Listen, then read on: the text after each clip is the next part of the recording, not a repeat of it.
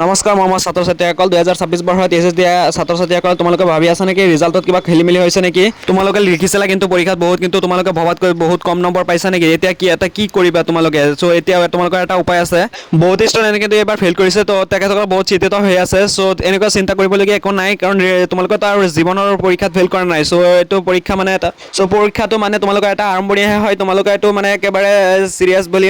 নাভাবিবা যে পৰীক্ষাত পাছ কৰিলে একেবাৰে হৈ যাম কিবা কিবি আৰু ফেইল কৰিছা যদি কিবা শিকিবলৈ হেতু পাইছা ন এক্সপেৰিয়েন্সটো একটা কিবা হৈছে আৰু 2026 বৰ্ষত এছএছ পাছ কৰা সকলো ছাত্ৰ ছাত্ৰীক আন্তৰিক শুভেচ্ছা আৰু অভিনন্দন জ্ঞাপন কৰিছো আৰু তোমালোকৰ ৰিজাল্টবোৰ কেনেকৈ হৈছে কমেন্ট বক্সত জনাবা সো ফেইল কৰা ষ্টুডেণ্টে এতিয়া কি কৰিব সো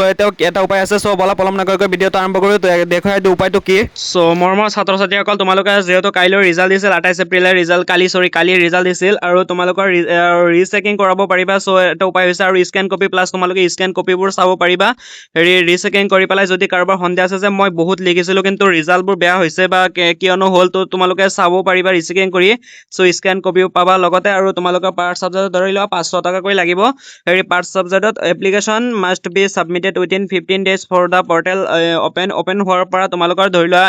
15 দিনলৈকে এইটো প্ৰচেছ থাকিব এপ্লিকেশ্যন কৰাৰ আৰু তোমালোকৰ ডিটেইলছবোৰ হৈছে কেনেকৈ কৰিব লাগে সো কেয়াৰ ডিটেইলছবোৰ SS rechecking 2026 application window start 2 days after result declared so likely from April 30 2026 for the 15 days so 15 days লৈকে থাকিব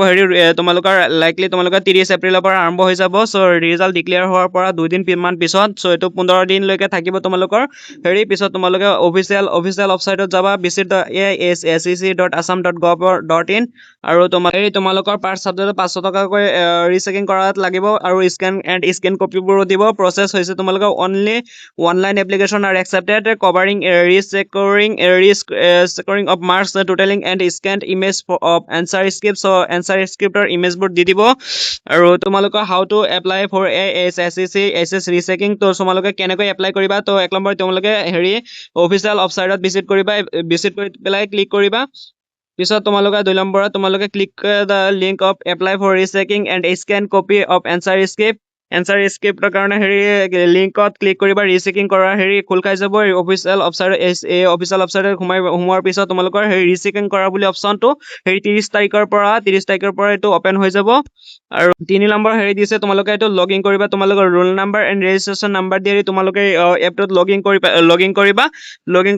কৰাৰ পিছত তোমালোকৰ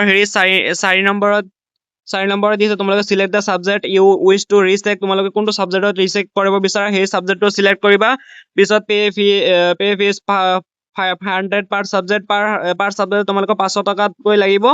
আৰু 6 নম্বৰ তোমালোকৰ 6 নম্বৰত দিয়া আছে তোমালোকে সাবমিট কৰিবা application and print a copy for your record so তোমালোকে যেহেতু সাবমিট কৰিছা তাৰ পিছত তোমালোকৰ এটা ৰেকৰ্ড ওলাই যাব সেইটো তোমালোকে ডাউনলোড কৰি ল'বা ডাউনলোড কৰাৰ পিছত তোমালোকৰ এপ্লিকেশ্যন প্ৰচেছবোৰ সাবমিট হৈ যাব সো মৰমৰ ছাত্ৰ ছাত্ৰীসকল তোমালোকৰ যদি কাৰোবাৰ সন্দেহ থাকে তেনেহ'লে তোমালোকে ৰিচেকিং কৰিব পাৰা তোমালোকে ৰিচেকিং ধৰিলা তোমালোকৰ 30 এপ্ৰিলৰ পৰা লাইকলি তোমালোকৰ ষ্টাৰ্ট হৈ যাব 15 ডেজলৈকে তো চলিব তো তোমালোকে যদি সন্দেহ থাকে ৰিচেকিং কৰিবা আৰু মোৰ চেনেলটোত যদি নতুন আহি থাকে চেনেলটো সাবস্ক্ৰাইব কৰি দিবা আৰু ভিডিঅ'টো ভাল লাগিলে এটা লাইক কৰি দিবা ধন্যবাদ